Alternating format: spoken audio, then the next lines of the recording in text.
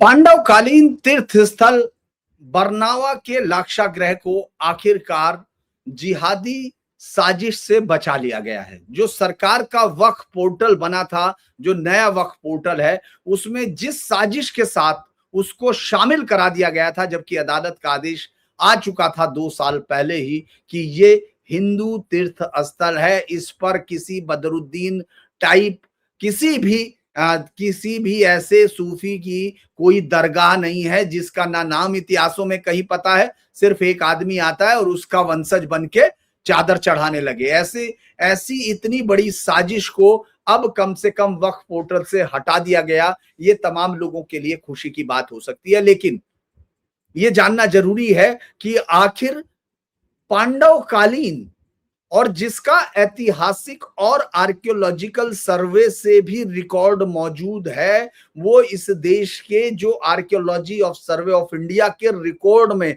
1920 के रिकॉर्ड में मौजूद है, 1918 के रिकॉर्ड में मौजूद है, उसको किस तरह से जो इस्लामिक जिहादी है उस पर भी निगाह डालते हैं। नमस्कार, धीरेन्द्र पुंडी न्यूज पॉइंट में ये जो खबर है वो ये बताती है कि इस देश में जिहाद का कैसा एक संगठित रूप है। आप एक जगह बचाते हैं तो वो दूसरी जगह घुस जाते हैं, आप दूसरी जगह सोचते हैं तब तक वो 30 जगह पर होते हैं। ये एक लाक्षागृह के साथ, आपको याद होगा लाक्षागृह की कहानी, ये पांडवकालीन कहानी है। ज्यादातर लोग, हिंदू धर्म के तमाम लोग जानते हैं कि महाभारत कालीन कथा में जब पांडव अज्ञातवास में थे, उनको मरवाने के लिए दुर्योधन अलग अलग तरह की साजिशें रचता था। एक ऐसी साजिश में वो एक लाक्षागृह बनवाता है जिसमें ये लोग जिसमें रात में रुके, अगर वो कुंती और उनके 5 बेटे, और उसके बाद जो है रात में उस लाक्षागृह में, लाख से बनाया हुआ उसको लाक्षागृह कहा जाता है, फिर वो जला दिया जाएगा और उसमें जल के मर जाएंगे। तो उनको विदुर पहले इशारा कर देते हैं तो वहां से वो निकल जाते हैं उस लाक्षागृह से। तो जिस सुरंग से निकलते हैं वो भी एक प्रतीकात्मक सुरंग वहां मौजूद है। अगर आप वीडियो में भी देखेंगे, मैंने चूंकि वो कई बार कवर किया इसलिए मुझे ऐसे ही याद है, वो वीडियो भी वहां मौजूद है। और वहां लंबे समय से एक आश्रम भी चलता रहा, गुरुकुल बना, गुरुकुल चलता रहा, और उस पर जो जाने वाले तमाम, इस देश के इतिहास में हर जगह सबको मालूम था कि बरनावा में, यानी बागपत के बरनावा में वो लाक्षागृह है जहां पांडवकालीन स्मृतियां अभी भी लोगों के अंदर मौजूद है। फिर उस पर एक टीले पर, माउंट पर शोध किया गया, खुदाई की गई, और उसमें ये पता चला कि ये प्रीडेटेड इलाका है जो ईशा से हजारों साल पुराना है। यानी ये रिकॉर्ड में भी मौजूद हुआ कि इसका रिश्ता हिंदुस्तान की एक पुरानी संस्कृति के साथ है। अब ये सब कुछ सही चल रहा था, देश बट गया, मुसलमानों ने देश मांगा, उसके बाद यहाँ जो रहने वाले मुसलमान थे उन्होंने पाकिस्तान के हक में वोट भी कर दिया। इसके बावजूद जब पाकिस्तान का बंटवारा हो गया तो वो वहां नहीं गए, यहीं बैठ के अगला पाकिस्तान बनाने का ख्वाब आपको अलीगढ़ से चलने लगा। और वो तमाम लोग जिन्होंने पाकिस्तान बनाने के लिए मुस्लिम लीग के साथ मिलके न केवल साजिश रची बल्कि कत्लो गारत मचाई इस देश में, वो तमाम लोग यहाँ अलग अलग पार्टियों में बैठ के इस देश को तोड़ने का ख्वाब बुनने लगे। लेकिन यहाँ के राजनेताओं ने एक बार सत्ता हासिल कर ली और मदांध हुई जनता जिसके पास से, उसी के जहन से उसी की स्मृतियां मिटाना शुरू कर दिया। जहां पूरा देश, इसके बावजूद इतना बड़ा झटका लगा कि मुसलमानों ने देश अलग मांग लिया, उसके बावजूद मुसलमान इस देश में, वही लोग जिन्होंने पाकिस्तान के हक में वोट किया, यहाँ बराबरी के अधिकारों से ज्यादा अधिकार मांगने लगे कि साहब हमको अब अल्पसंख्यक होने का अधिकार दिया जाए। खैर, उनको जो हिंदू सहिष्णुता है वो उनको मालूम है कि यही सहिष्णुता का फंदा इनके गले में कस के इनको खत्म किया जा सकता है या इनको फांसी पर लटकाया जा सकता है। ये सब चलता रहा। 1970 में एक आदमी उठता है अचानक, मुकीम खान नाम का, और वो सीधा, चूंकि उस वक्त मेरठ ही कोर्ट हुआ करती थी, डिस्ट्रिक्ट भी मेरठ था, मुख्यालय मेरठ था, तो वहां कोर्ट में पहुंच जाता है मुकीम खान ये कहने कि साहब ये जो लाक्षागृह, जो गुरुकुल है, इसके संस्थापक ये ब्रह्मचारी कृष्णादत्त जो है, इन्होंने इस पर कब्जा कर लिया। ये बरनावा में जो प्राचीन टीला है, इस पे खसरा नंबर 3777 जो है, 3377, इसमें 36 बीघा 6 बिस्वा है। ये मुकीम खान ने कहा कि साहब यहाँ जो है लाक्षागृह नहीं, ये एक दरगाह थी, कोई बदरुद्दीन था, उसकी मजार थी और यहाँ उसका कब्रिस्तान था। ये जो इस तरह के सूफी संतों की कहानियां इस देश में लगभग वामपंथियों ने आपके घरों तक में पूजने बना दी। आप नाचने लगे, छाप तलक सब छीनीमों से नैना मिलाए के टाइप। यानी इस देश के जो सबसे बड़े हत्यारे, बलात्कारी और इस देश के खिलाफ सबसे बड़े षड्यंत्रकारी थे, उन लोगों को अचानक आपने एक-एक करके सूफी महाराज होने का दर्जा देना शुरू कर दिया। और ये बात आपके ज़हन में किसी के उस समय के नहीं आई, क्योंकि गंगा जमनी तहजीब का तेजाब आपके ज़हन में भरता जाता रहा। वो कोई ये पूछने को तैयार नहीं हुआ कि साहब ये बदरुद्दीन नाम का आदमी कहाँ से आया, इसका क्या है, इसका कौन खानदान है, ये इसका सिजरा किस में मिलता है। वो सिर्फ एक मौलवी वहां दाढ़ी नुमा, जिसको ना हिंदी पढ़नी आती ना अंग्रेजी, जो सिर्फ कुछ उल्टी सीधी आयतें आपको सुनाएगा और वो ये बता देगा कि साहब फला से इन पर फला, ये पता नहीं कौन सा स्कूल वो बताता रहेगा, उसमें आपको लगेगा कि हाँ ये बहुत कुछ समझदारी की बात कर रहा है।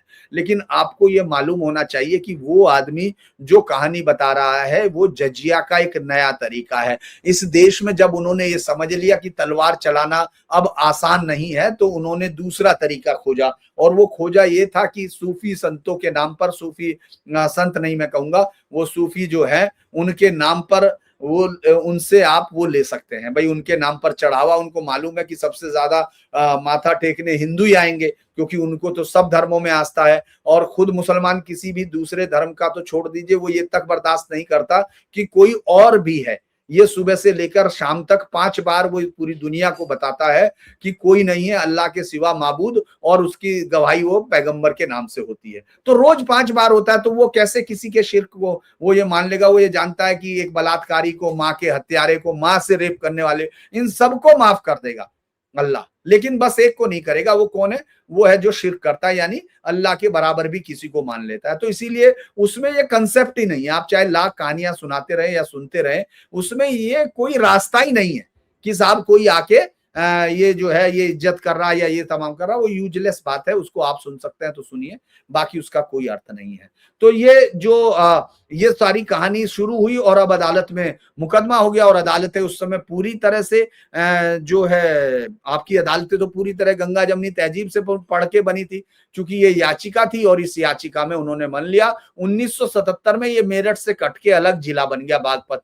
उसके बाद ये मामला भी बागपत कोर्ट में ट्रांसफर हो गया।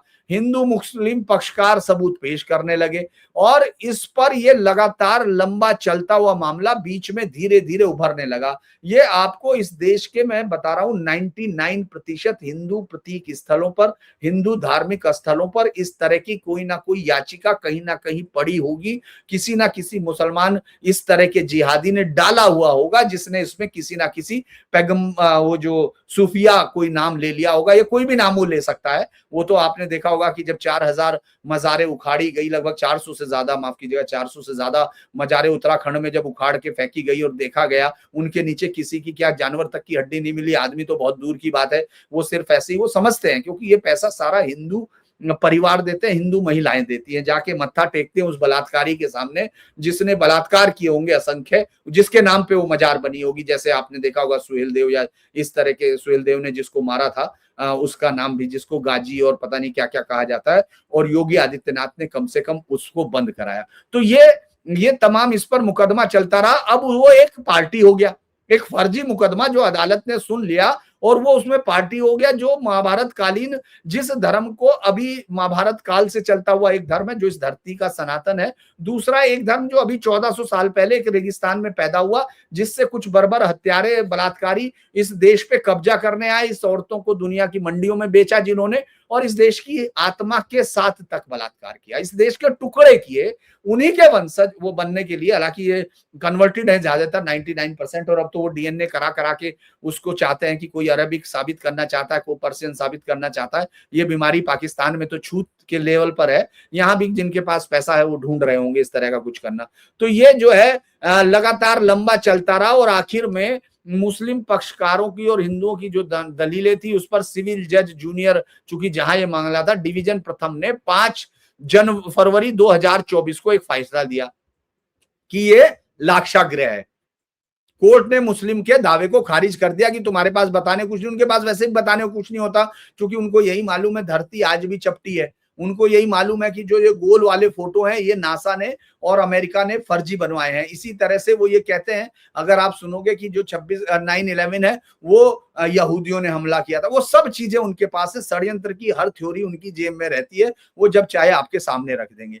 तो इस पर हो गया। अब इसके बाद इस फैसले के खिलाफ उन्होंने चुनौती दे दी। अब ये चुनौती जो है चल रही थी अपील पे, अपर जिला एवं सत्र न्यायालय प्रथम में इस पर सुनवाई हो रही थी। और चूंकि जब एक कोर्ट का फैसला आ गया और उस फैसले पर कोई स्टे नहीं है, तो आप ये मानिए कि जो फैसला दिया गया वो वही लागू होता है। तो अब इसके बाद दिसंबर 2025 में आपने देखा होगा कि देश भर में वक्फ संपत्तियों को उम्मीद पोर्टल पर दर्ज करने के आदेश जारी किए गए।